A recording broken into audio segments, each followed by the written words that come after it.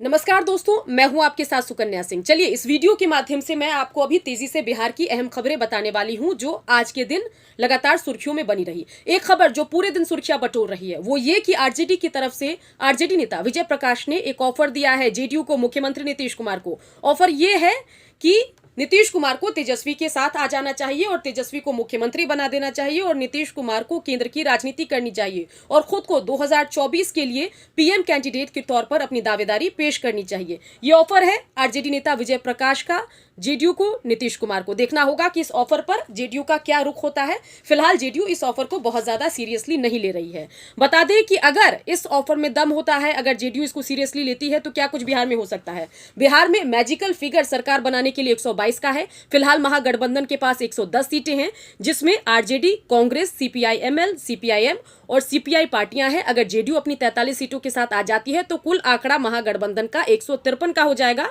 जो एक safe magical figure है। आराम से सरकार बन सकती है। लेकिन सबसे अहम है कि नीतीश कुमार इस ऑफर को कितना सीरियसली लेते हैं।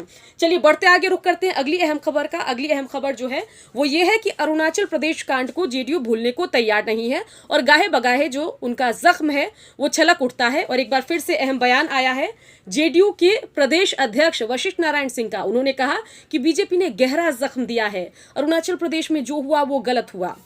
चलिए, तो कहीं ना कहीं दिख रहा है कि एक और तो जेडीयू जो है या नीतीश सरकार जो है वो कैबिनेट का विस्तार नहीं कर रही है और इन सब के बीच अरुणाचल प्रदेश कांड हो गया। तो सबसे अहम सवाल बना हुआ है कि क्या बीजेपी जेडीयू में बिहार में सब ठीक है। इसे लेकर मैंने अपने एक ट्विटर पेज पर एक पोल भी किया है। उस पोल में आप पार्टिसिपेट कर सकते हैं और उस पोल में अगर अब तक की बात की जाए तो अब तक कई लोगों ने हिस्सा लिया है और 67% लोग मानते हैं कि बीजेपी जेडीयू में सब ठीक नहीं है और 33% मानते हैं कि नहीं, सब कुछ ठीक है, बिहार में एनडीए जो है इंटैक्ट है। देखना होगा कि क्या कुछ होता है।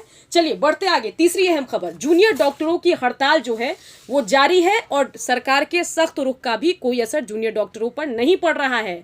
जूनियर डॉक्टर ने मोर्चा खोल दिया है, सरकार को आईना दिखा रहे हैं और बार बार स्टाइपेंड बढ़ाने की मांग कर रहे हैं, जिसका खामियाजा जो है वो मरीजों को भुगतना पड़ रहा है। मरीज आ रहे हैं, यहाँ वहाँ घूम रहे हैं, लेकिन इलाज नहीं मिल पा रहा है।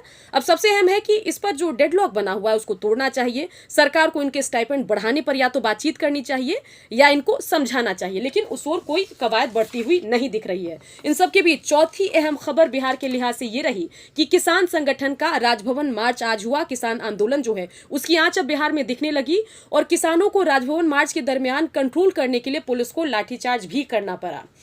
और अगर पांचवी अहम खबर की हम बात करें तो एक अहम बयान बीजेपी की तरफ से आया है। बीजेपी सांसद अजय निषाद ने अहम बयान दिया।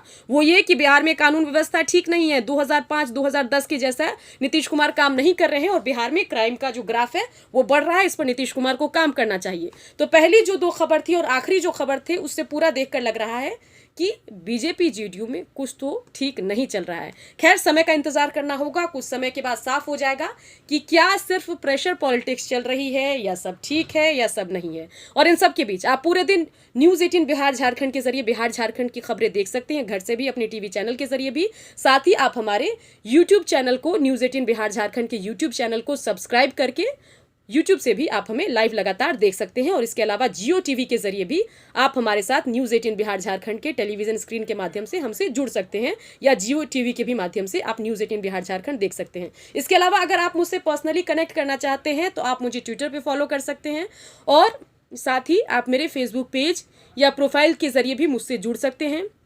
और आप मेरा जो अगर वीडियो देखना चाहते हैं, जो मैं बिहार की अहम खबरें बताती हूँ, वो देखने के लिए आप मेरे यूट्यूब चैनल को भी सब्सक्राइब कर सकते हैं। ये वीडियो देखने के लिए आपका शुक्रिया।